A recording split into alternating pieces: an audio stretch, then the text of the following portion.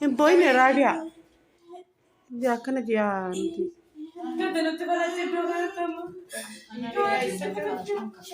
Maaltu sin boojisa gara biraa yaatanii hojjettanii dalagattanii?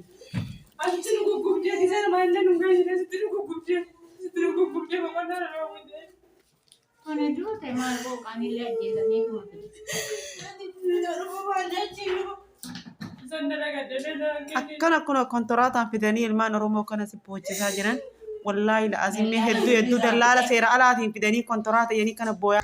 Hai carraa keenya dhugaa rabbi waan baay'ee nama gaddisiisu. Karaa dallaalati seeran alaan ijoollee kana fidanii manatti ashaganii ijoolleen kun baay'ee boo'aa jirti. Dhugaa waaqayyoo jechuudha. Mimmaantu na qabe ijoollee kana argee jechuudha. Dhugaa dubbachuu mimmaantu na qabe.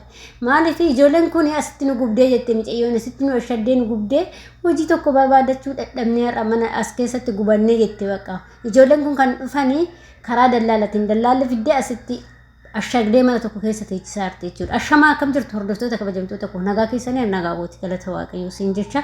Egaa hordoftoota koo akkuma viidiyoo jalqaba irratti siin agarsiise irratti viidiyoon kun baay'ee laphee nama cabsa.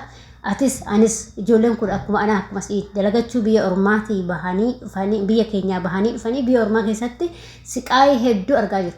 Karaa dallaalaatiin hin deebinaa hojjennu sababa malee miti jechuudha. Akkatti ijoolleen keenya rakkachaa jirti.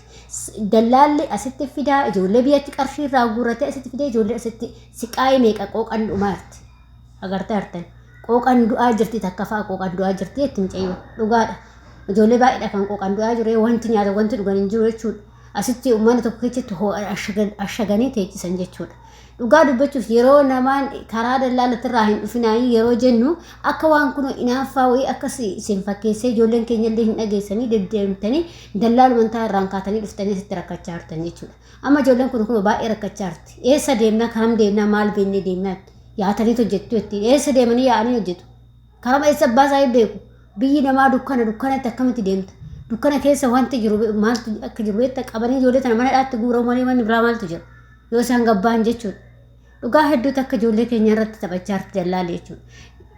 Ani waan asiin jiru keessaa ijoolleen karoora dhufiitii qabdan dallaala irraa hin deeminaayi karaa seeratiin deemaa yoo isin hin jennu waan bakka akka waan namni kun ofii keenyaaf yookiin immoo ofii keenya as teenyee isin dhoogaa jirru isinitti fakkaata. Dubbiin gaafa as geessan argitan kun argaa jirtanis jechuudha. Ijoollee argaa jirtan hin argitan. Miidiyaa irras waan deemaa jiru. Yeroo ammaa immoo akka gizee nuti dhufnu sanii miti. Miidiyaa fayyadamtu waa hunda fayyadamtu laaltanii agartanii waa hunda isaa hubattanii dhuftanii foormeeshinii hunda qabattanii garuu isinumatti manuu deebitanii gara dallaalatti irraan dhuftan. Dallaalli takka karaa sagaagalummaa si gurgurataa takka immoo dhiira abbaa fe'ee si gurguratee qarshii irraa fudhata sitti taphatu akka barbaade si godhu mana tokkotti ashaganii si teechisu ijoollee warra bangaalii waan akkasii kanatti si gurguratti dubartii ma ishii ishmachi dallaalattee si fiddu san dubartii jechuudha. Keessattuu kana godhu sa'aatii kana keessatti dubartiidha dubartiin badduudha dallaalli dubartii ijoollee shamarranii gurguratti dhiiratti jechuudha. Bangaalii kana inni itti gurguratti indiyoota kanatti gurguratti jechuudha. Ijoollee baay'eedha kana keessatti gurgurataa jiran jechuudha. Amma kun ijoolleen qooqan dhumaa du'aa jirti. Qoodni maramee du'aa jirti jechuudha. Mudhii hidhattee asitti nu gubannee qooqan du'aa jirraa jetti kun ijoolleen jechuudha. Waan baay'ee nama gaddisiisu. Kanaaf ijoolleen keenya gizee biyyarraa dhuftan dallaala irraa dhufnaa waggaa lamallee waggaa tokkollee ta'a. Viidiyoo baay'ee hojjedhe waan akkasii kanarratti illee hojjedhee ture jechuudha. Garuu ijoolleen keenya si hin dhagahanis nama tuffatus natti fakkaate namni nuti keessa beennaa turree jirraa keessa turree irraa keessa beenna jechuudha. Nama fakkeenyaaf keessa hin beeka turree jira. Horii hojii akkamii seentaa karaa kamii seentaa turree jira nan beeka jechuudha. Maaliif amma hojiin akka gizee duraan TV miti hin jiru. Namni salanxalee jiraarramillee akka gizee duraanitti himati. Jireenyi itti qaala'ee jira akkuma biyya keenya itti qaala'aa jira jechuudha.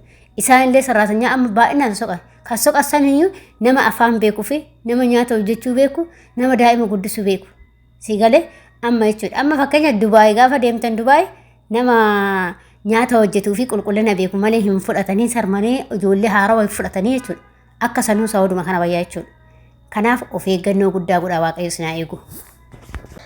Innaa kanaaf ijoolleen keenya yeroo dallaala irraan deemtanii rakkinni isinirra ga'u isa kanaadha jechuudha. Kanaaf gizee isinitti himnu seeran deemaa karaa seeratiin haa turulleedha.